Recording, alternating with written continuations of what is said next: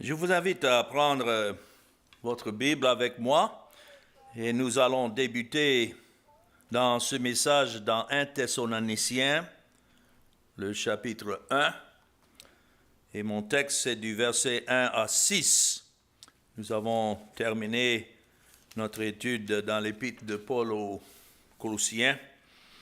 Et donc nous allons poursuivre les épîtres de Paul écrites à ces assemblées où le Seigneur s'est servi de lui pour susciter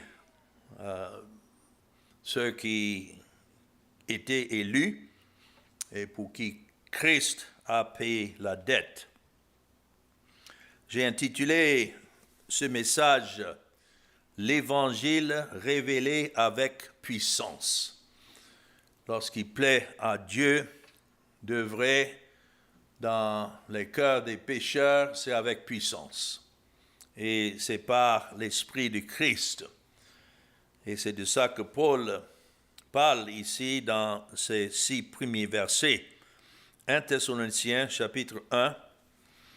Et le verset 1 dit « Paul et Sylvain et Timothée à l'église des Thessaloniciens, qui est en Dieu le Père et en Jésus-Christ le Seigneur.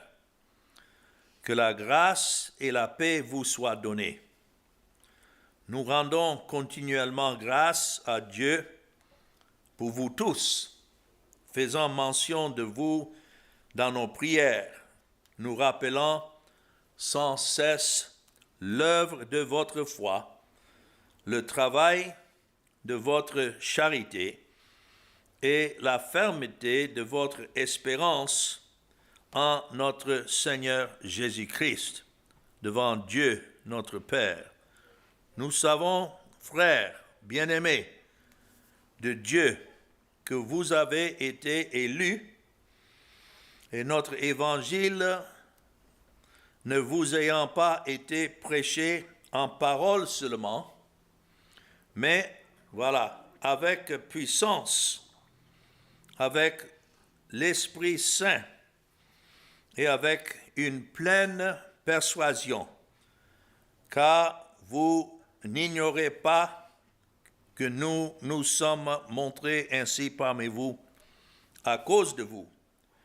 Et vous-même, vous avez été mes imitateurs et ceux du Seigneur en recevant la parole au milieu de beaucoup de tribulations avec la joie du Saint-Esprit. Nous allons nous arrêter là, quoique le verset 7 dit en sorte que vous êtes devenus un modèle pour tous les croyants de la Macédoine et de l'Achée. Donc, l'église de Thessalonique n'était pas le fruit d'un programme religieux comme nous avons les organisations missionnaires qui déterminent d'envoyer des gens dans différents lieux pour propager leur doctrine. Mais ce n'est pas de cette manière que l'église de Thessalonique était fondée, ni par d'appel émotionnel ou bien d'une éloquence persuasive, comme Paul le dit dans le verset 5. C'est avec une pleine persuasion, mais c'était la prédication de l'Évangile, et c'est l'Esprit qui révélait le message de Christ dans leur cœur. Donc, nous pouvons dire que cette Église, comme les autres que nous étudions, Colossiens, Éphésiens, Thessaloniciens, cette assemblée était née par la grâce souveraine de Dieu. Nous ne cessons de répéter que ça, c'est la base même du salut. C'est dans la grâce souveraine de Dieu. C'est Dieu qui donne sa grâce comme il veut, à qui il veut, où il veut, et toujours à travers l'œuvre de son Fils, le Seigneur Jésus-Christ. Et la manière que Dieu a ordonné à ce que cette grâce soit manifestée, c'est par le moyen de la prédication, non seulement de Christ, mais de Christ crucifié.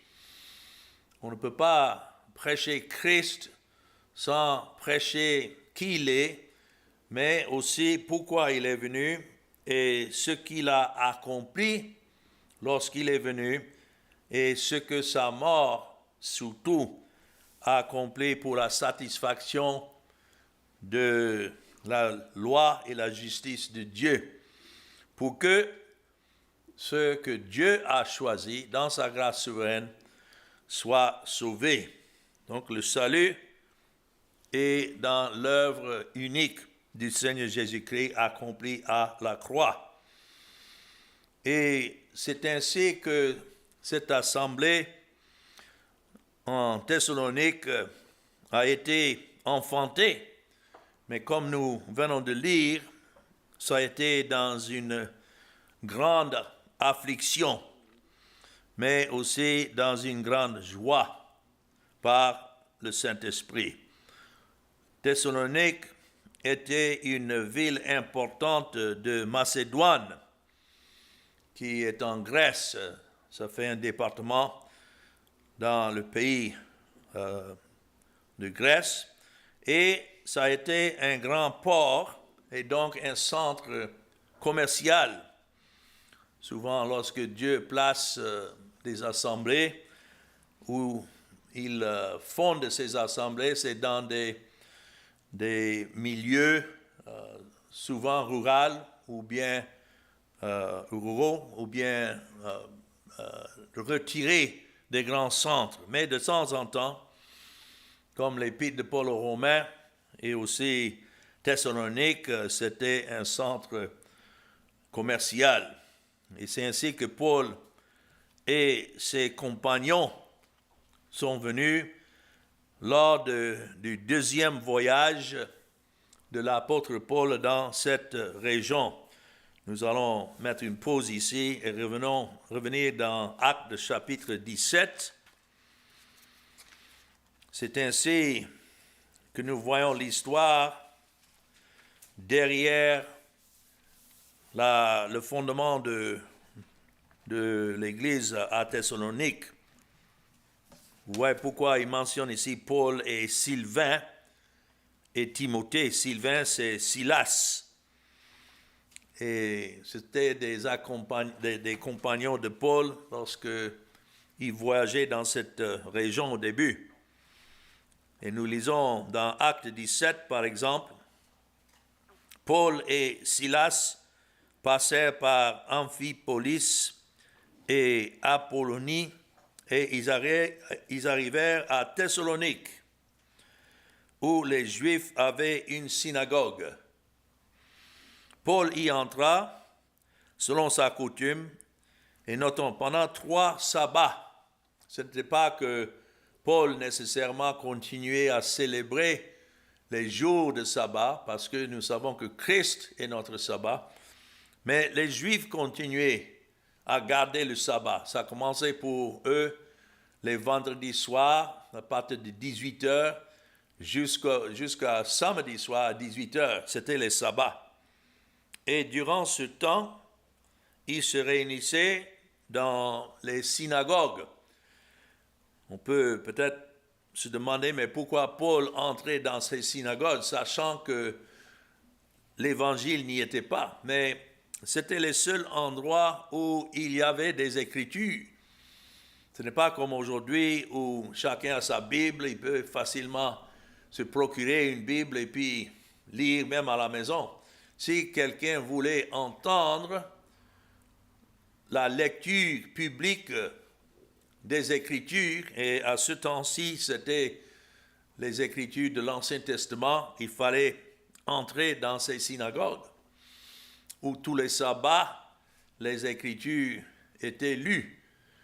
Bien sûr, les cœurs de ceux qui lisaient ces Écritures étaient voilés, comme Paul a dit aux Corinthiens, mais quand même, les Écritures étaient lues. Et ça, c'est en contraste avec aujourd'hui beaucoup d'assemblées qui se disent même chrétiens. Quand on y entre, les Écritures ne sont presque même pas lues. L'attention est donnée à la musique et à la danse et autres programmes, mais non pas la lecture de la Bible. Mais c'est ainsi que le verset 2, acte 17, nous dit « Il discuta avec eux d'après les Écritures, expliquant et établissant que le Christ devait souffrir et ressusciter des morts, et Jésus que je vous annonce, disait-il, c'est lui qui est le Christ. » Donc nous voyons par là le modèle de l'apôtre Paul qui est pour nous tous de prêcher Christ. C'est ainsi que Dieu bénit l'Évangile et c'est ainsi que l'Évangile est révélé avec puissance. Et c'est écrit, verset 4, « Quelques-uns d'entre eux furent persuadés et se joignirent à Paul et à Silas, ainsi qu'une grande multitude de Grecs, craignant Dieu et beaucoup de femmes de qualité. » Mais, vous voyez, comme je disais, l'assemblée a été enfantée dans une grande affliction. Et cette affliction venait de la part des Juifs religieux. C'est écrit, mais les Juifs jaloux prirent avec eux quelques méchants hommes de la populace, provoquèrent des attroupements et répandirent l'agitation dans la ville. Ils se portèrent à la maison de Jason et ils cherchaient Paul et Silas pour les emmener vers le peuple.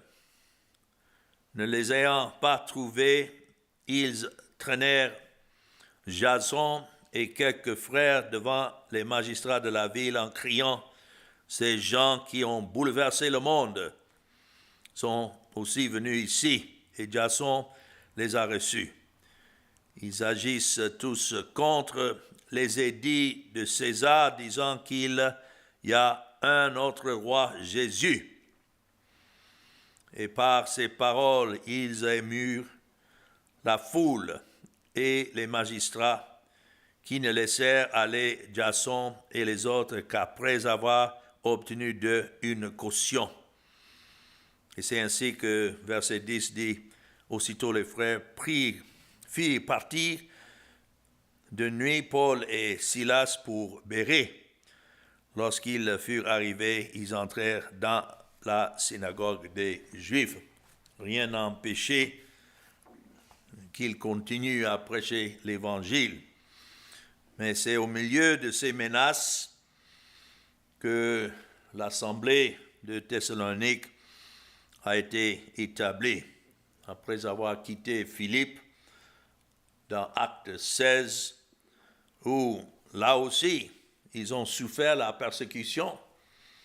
Ils sont entrés à Thessalonique, et comme nous avons vu, ils ont discuté les Écritures dans la synagogue pendant 3 sabbats. Et ce qui est mentionné là, qu'on a lu, quelques Juifs crurent. Ce n'est pas un grand nombre, mais nous savons que ceux qui sont du reste, selon l'élection de la grâce de Dieu, croiront. Voilà notre encouragement où nous sommes en prêchant l'Évangile. Ce n'est pas tous, mais ceux que Dieu, dans sa grâce souveraine, a ordonné à ceux qui croient. Ils croiront. Et ainsi, c'est écrit une multitude de Grecs. C'était des Grecs qui fréquentaient ces synagogues et que les Juifs exigeaient d'eux des cérémonies pour être des prosélytes.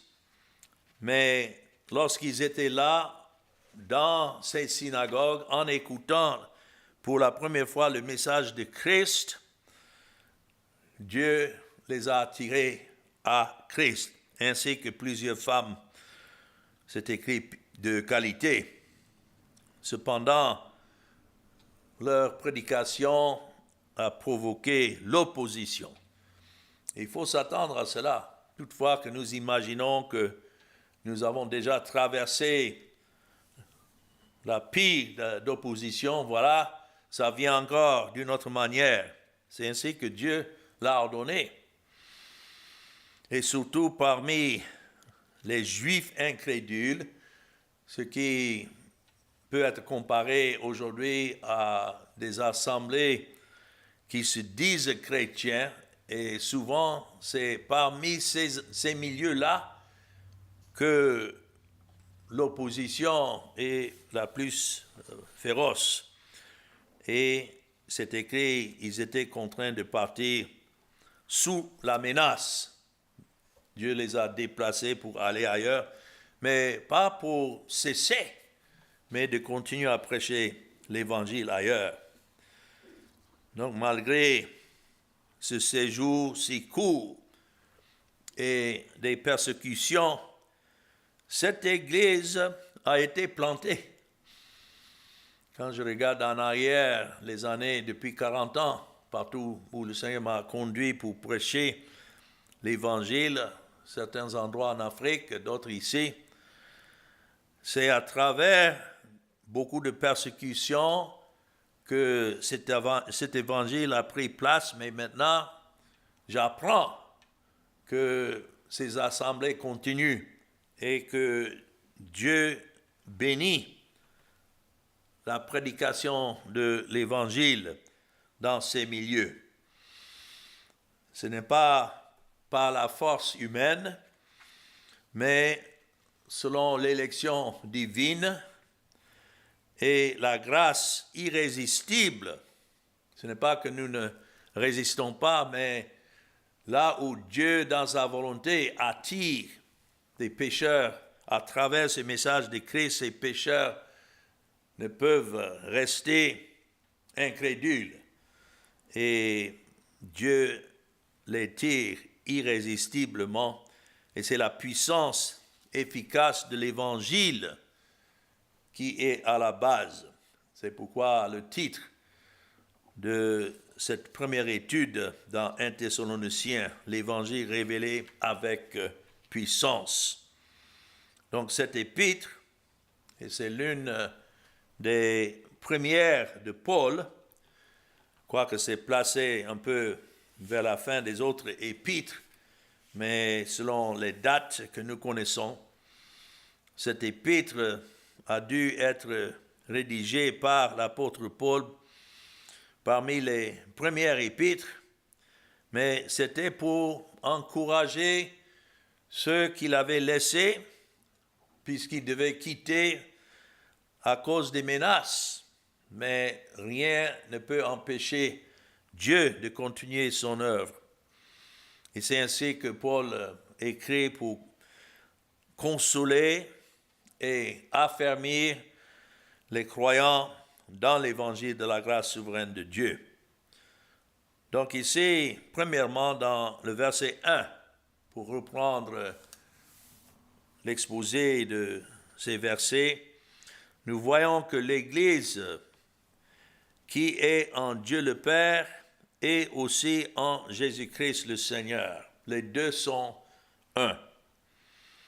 Paul le dit. Paul et Sylvain et Timothée à l'église des Thessaloniciens qui est en Dieu le Père. Et puis, le petit mot « est » là peut être aussi traduit « ainsi que » ou bien « avec » en même temps le Seigneur Jésus-Christ. Ce n'est pas comme les deux sont séparés. Hier, il y avait quelqu'un qui est arrivé ici dans mon bureau et il voulait débattre, disant que la Bible, on ne voit nulle part le mot Trinité. Et j'ai dit oui, bien sûr, parce que ça c'est un terme doctrinal que les gens utilisent, mais peu importe, en lisant la Bible, nous savons qu'il y a la divinité, il y a le Père, le Fils et le Saint-Esprit, et les trois sont un. Oh, non, Il dit que nulle part dans la Bible, Christ lui-même se réclamait comme Dieu. C'est là que je lui ai dit que peut-être que tu lis la Bible, mais tu lis aveuglement. Et que jusque-là, tu es encore dans les ténèbres et l'incrédulité. Il ne voulait pas croire, malgré le nombre de références que je lui montrais dans la Bible. Mais ici, c'est un exemple, tout simplement. Lorsque ça dit à l'église des Thessaloniciens qui est en Dieu le Père et, ou bien en même temps, en Jésus-Christ le Seigneur. Qui dit le Père, dit le Fils. Et qui dit le Fils, dit le Père et le Saint-Esprit.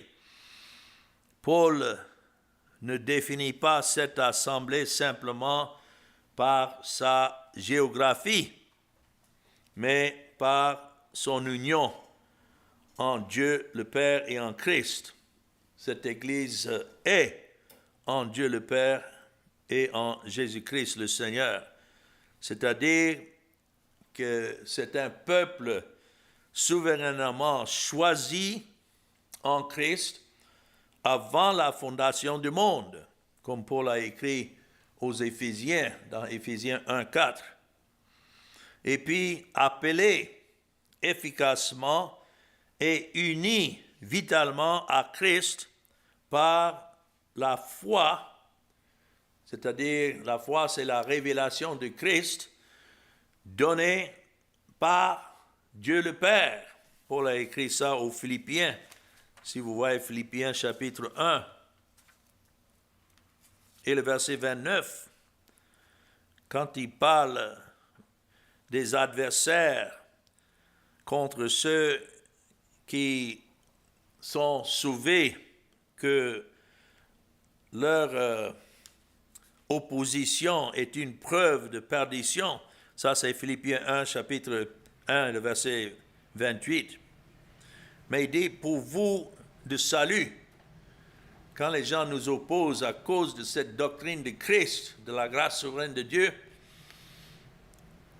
de deux choses l'une, c'est que eux, ils sont encore dans l'ignorance et Dieu ne les a pas encore révélé Christ, ou bien c'est une preuve de leur perdition. Ils sont réprouvés déjà de Dieu et ne peuvent jamais croire alors. Mais pour vous, de salut, il dit dans Philippiens 1, 29, et cela de la part de Dieu, car il vous a été fait la grâce, mais notons, par rapport à Christ, tout ce que Dieu fait en ce qui concerne la grâce et le salut des pécheurs, c'est par rapport à Christ, et non seulement de croire en lui, mais encore de souffrir pour lui, en soutenant le même combat que vous avez vu soutenir, vous m'avez vu soutenir, et que vous apprenez maintenant que je soutiens. Donc nous ne devons pas être surpris lorsque les gens nous opposent à cause de ces messages de Christ. Mais l'appel efficace est toujours de la part de Dieu le Père en Jésus-Christ le Seigneur. On ne peut pas séparer les deux. Et ce n'est pas donc une congrégation fondée par l'homme. Voilà le point clé ici. Les gens aiment parler de différentes assemblées qu'ils ont fondées à travers le ministère, et d'autres même portent les noms de ces fondateurs. En ce qui concerne l'évangile de Christ et son Église, il n'y a qu'un seul fondateur. Et ça, c'est Christ lui-même. C'est lui la seule fondation, le seul fondement que Dieu a donné pour le salut des pécheurs. Donc, c'est un peuple rassemblé par la volonté de Dieu, racheté par Christ, sanctifié par le Saint-Esprit et sécurisé dans cette union avec le Fils. C'est ainsi que nous avons la Trinité, la divinité, Père, Fils et Saint-Esprit. Même si la Bible n'a pas précisément le nom Trinité, nous voyons la vérité y révéler pour ceux qui ont des yeux pour voir. Les véritables églises de Dieu sont toujours en Christ et ne sont jamais fondées sur les programmes ou bien des personnalités. Évitons d'imaginer que si nous voulons aider dans la fondation d'une assemblée, qu'il nous faut davantage des programmes ou bien d'autres personnalités. Non. C'est uniquement la personne et l'œuvre de Jésus-Christ. Maintenant, revenant dans mon texte, 1 Thessaloniciens chapitre 1, toujours le premier verset, un deuxième point, c'est que l'Évangile révélé avec puissance et toujours à travers la grâce et la paix de la part de Dieu. C'est pourquoi Paul dit que la grâce et la paix vous soient données. Encore, ce n'est pas une salutation banale. Souvent nous lisons rapidement et nous continuons, mais nous allons nous arrêter là-dessus parce qu'il s'agit ici plutôt des bénédictions divines que Paul prononce pour le bien de cette assemblée. Et ces bénédictions découlent de la volonté souveraine du Dieu trinitaire. Encore, quoique la Bible ne mentionne pas la Trinité, voyons ici ce que Paul dit, que cette assemblée qui est en Dieu le Père, et puis même en Jésus-Christ le Seigneur, et que la grâce et la paix vous soient données. Comment est-ce que la grâce et la paix sont données? C'est par le Saint-Esprit. La grâce et la faveur imméritée de Dieu et la paix est le fruit de la justification que Christ a accomplie à la croix. C'est là que Dieu le Père a justifié une fois pour toutes le peuple qu'il avait choisi. Ça, c'est précisément mentionné et déclaré dans Romains chapitre 5 et le verset 1, où c'est écrit « étant donc justifié ». Et vous savez, la ponctuation, les virgules et autres ont été ajoutées par les traducteurs. Ça ne fait pas partie de l'original. Et ici, dans cette traduction, Louis II, je crois que la virgule devait être mieux placée après justifié. Étant donc justifié, virgule, par la foi, nous avons la paix avec Dieu par notre Seigneur Jésus-Christ. La foi ne peut pas justifier. Et ça remonte à Romains chapitre 4 et le verset 25, lequel a été livré pour nos offenses. Ça parle de Christ à cause de nos offenses et est ressuscité pour ou bien à cause de notre justification. Pourquoi est-ce que Christ est ressuscité? Parce que tout était accompli. La justification était dans sa mort. Donc il ne restait plus rien pour Dieu de faire que d'imputer cette justice au compte de ceux pour qui Christ est mort. Et puis la suite, le verset 1 de Romains 5. Étant donc justifiés, comment? Par la mort de Christ. C'est par la foi que nous avons la paix avec Dieu, par notre Seigneur Jésus. Nous entrons dans cette paix que Christ lui-même a accomplie à la croix.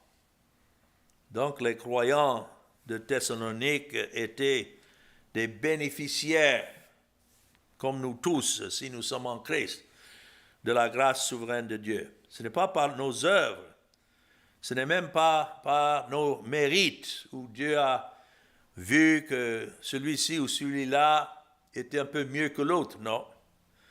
Ce n'est pas par notre choix. Il n'y a pas de libre arbitre en ce qui concerne le salut. Laissé à nous-mêmes, si c'était véritablement selon notre volonté. Personne ne choisirait Christ ou ne pouvait venir à Christ. C'est par l'amour libre et électif de Dieu.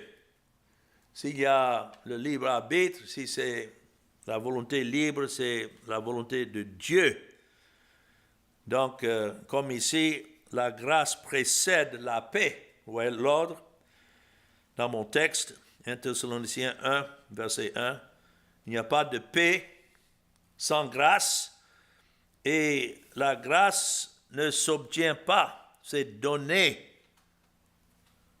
par Dieu et fait miséricorde. Il fait miséricorde à qui il veut. Ça, c'est le message central du salut.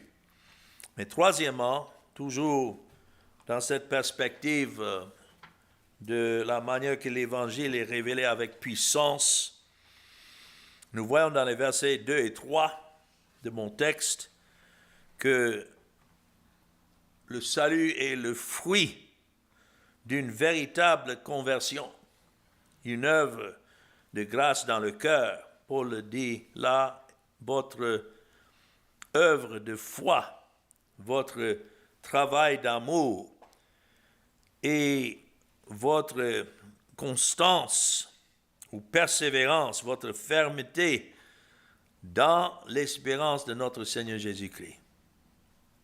Ici, Paul se souvient d'eux dans ses prières, car leur vie porte les marques indubitables de la grâce de régénération, c'est-à-dire de l'œuvre de l'Esprit.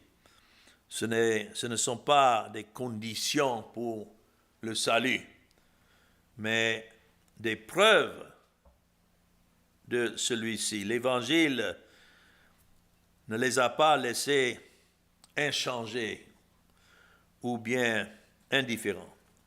Ils sont devenus un peuple de foi, c'est-à-dire plein de Christ, qui est l'objet de la foi, et aussi d'amour et d'espérance. Ces trois, souvent on les trouve ensemble, la foi, l'amour, traduit ici charité, mais aussi espérance. Tous sont des fruits de l'Esprit et des signes de la nouvelle naissance. C'est comme quand un bébé est né. Comment est-ce qu'on reconnaît qu'il y a la naissance? C'est le cri du bébé, de l'enfant. Ici, ce qui sort d'un pécheur régénéré par l'Esprit de Dieu, racheté par Christ et élu par Dieu le Père, le cri, l'évidence, c'est des œuvres de foi, non pas des œuvres mortes qui sont produites par la chair, mais c'est une activité découlante d'une foi vivante en Christ. C'est Christ qui donne la foi et c'est Christ qui anime cette foi. Le travail de l'amour dont ça parle ici, verset 3. L'œuvre de votre foi, le travail de votre charité et la fermeté de votre espérance. Ce travail d'amour, c'est un amour sacrificiel, né de cette connaissance de Christ. Et c'est Christ qui nous a aimés le premier, c'est pourquoi nous l'aimons. En retour, cette constance dans l'espérance, la persévérance, d'où ça vient. Encore, c'est ancré dans l'œuvre de Christ. Christ a dit que tous ceux pour qui il est mort, il ne perdra rien, mais qu'il les ressuscitera au dernier jour. C'est une vie que la grâce produit. C'est ça qui fait la différence. Si je regarde d'autres personnes dans le monde et quelqu'un me demande, mais qu'est-ce qui fait la différence entre vous et les autres? Je dois dire simplement la grâce de Dieu, c'est tout. Sinon, je suis de même nature que d'autres, pécheurs comme d'autres, mais rachetés par le sang de Christ et sauvés par cette grâce souveraine de Dieu. C'est la grâce. Quand on parle de la grâce dont nous avons besoin, cela suppose déjà que ça ne sort pas d'une perfection en nous, autrement on n'aurait pas besoin de la grâce. Mais la grâce souveraine de Dieu produit toujours du fruit dans les pécheurs pour qui Christ est mort. Et le fruit est toujours ce qui glorifie Christ, qui donne toute la gloire à Christ. Et puis, quatrièmement, dans le verset 4 de mon texte, toujours sous ce terme de l'évangile révélé en puissance, c'est parce que ceux en qui l'évangile est révélé sont aimés et élus de Dieu. Vous voyez ça dans le verset 4? Nous savons, frères bien-aimés de Dieu, que vous avez été quoi? Élus. Cela ne signifie pas que Dieu a regardé pour voir ceux qui allaient le choisir et donc il les a choisis. J'ai entendu un prédicateur une fois dire cela. Il a dit non, mais l'élection c'est simple. Dieu regarde pour voir ceux qui vont croire en lui et c'est là qu'il les choisit. Non. Ici, quand on lit dans la Bible concernant l'élection, le fondement même de tout salut, c'est l'élection de Dieu, mais ce n'est pas au moment où quelqu'un croit. L'élection a été faite bien avant la fondation du monde. Là, je vais vous inviter à regarder dans l'épître de Paul aux Éphésiens, où c'est bien précisé là. C'est écrit, Éphésiens 1,4, en lui, Dieu nous a élus quand? Avant la fondation du monde, avant même qu'aucun ne soit né, qu'aucun existe. Il dit, pour que nous soyons saints et irrépréhensibles devant lui, nous ayant prédestinés dans son amour à être ses enfants d'adoption par Jésus-Christ. Notons, selon le bon plaisir de sa volonté. C'est ainsi que l'Évangile est révélé avec puissance. Ce n'est pas tout le monde. Vous pouvez prendre le même message de Christ et l'annoncer à un groupe. Et la majorité écoute et s'en vont comme rien n'était. Mais de temps en temps, il y a un parmi ce nombre que Dieu ouvre leurs yeux et ouvre leurs oreilles pour qu'ils voient et qu'ils entendent. Et en cela, ça c'est le fruit, ça c'est l'évidence d'avoir été d'abord aimé de Dieu. Nous l'aimons parce qu'il nous a aimés le premier, mais aussi élus. C'est ainsi que Paul savait qu'ils étaient élus, car l'évangile leur était parvenu non en parole seulement, mais en puissance. Et puis, cinquièmement, le verset 5, l'évangile est révélé en puissance par le Saint-Esprit, mais aussi avec une pleine assurance. Vous voyez comment Paul le dit, verset 5, notre évangile ne vous ayant pas été prêché en parole seulement, mais avec puissance, avec l'Esprit Saint et avec une pleine persuasion.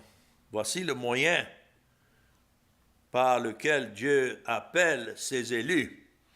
Ce n'est pas qu'il a ses élus et peu importe, ils vont croire malgré tout. Non, ce n'est pas la prédication de l'Évangile que l'Esprit œuvre.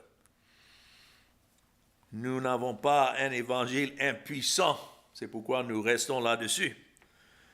Nous n'avons pas non plus un Évangile purement intellectuel. Il y a des académiques qui ils prêchent comme si c'est dans une classe d'instruction.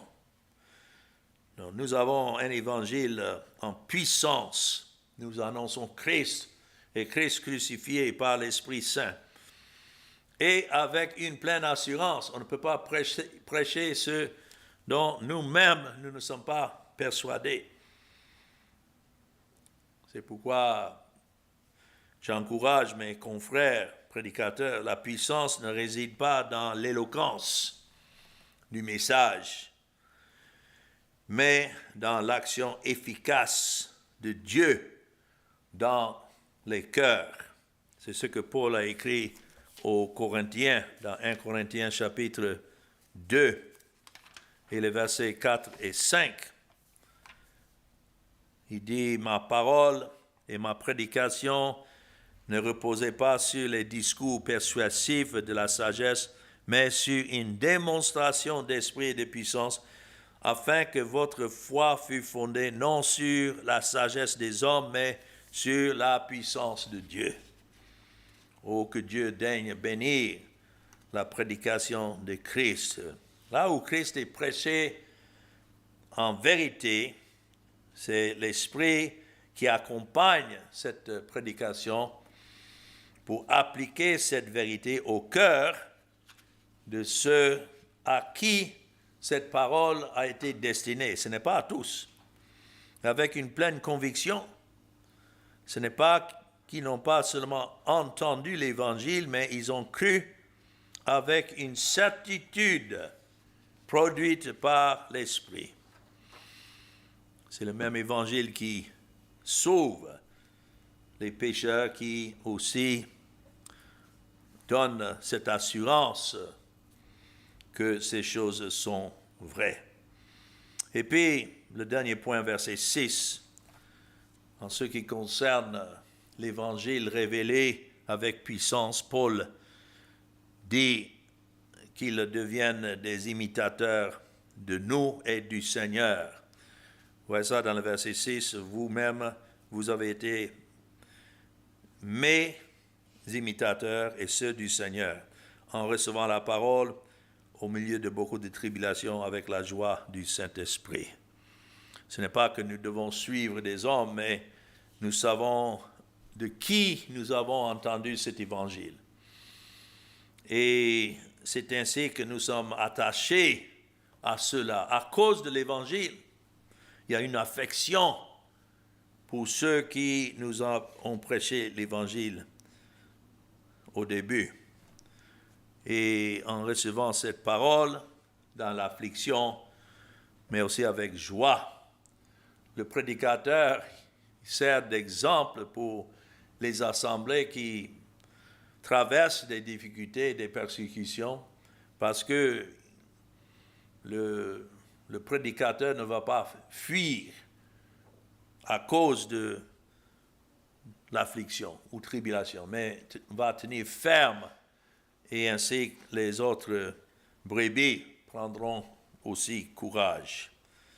La vraie foi ne flétrit pas sous l'affliction, mais elle y brille de plus belle. Tel est le signe d'être élu de Dieu. Non, ce n'est pas une vie facile, mais une vie remplie de Christ. C'est ainsi que Dieu a bâti son Église à Thessalonique. L'Église était un témoignage vivant de la grâce souveraine de Dieu, et aimé et élu avant la fondation du monde, appelé par l'Évangile et efficacement et puissamment attaché à Christ, transformé par la grâce de Dieu, portant les fruits de la foi, de l'amour et de l'espérance, et persévérant dans l'affliction avec la joie que donne le Saint-Esprit. Voilà, une telle Église ne se produit pas, n'est pas établie par accident. En fait, c'est un miracle de la grâce de Dieu. S'il y a des assemblées aujourd'hui, même s'il y a peu qui se rassemblent, mais ça c'est un miracle de la grâce de Dieu.